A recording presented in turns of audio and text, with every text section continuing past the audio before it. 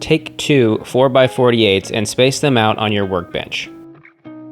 Then, take five 10x21s and place them 1 foot apart in between the 4x48s. Screw each 10x21 to the 4x48 with 3-inch screws.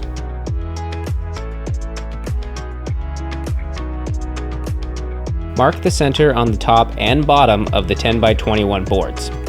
Then take one accent wall board and align the side of it to your center marks.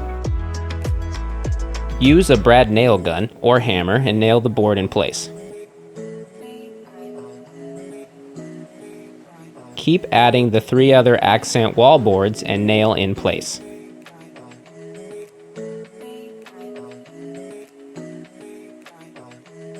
Take two 1x4 trims and finish on the sides. Add two 4x11 5/8 legs to the cornhole board underneath. Place them in each corner and screw in with 3-inch screws.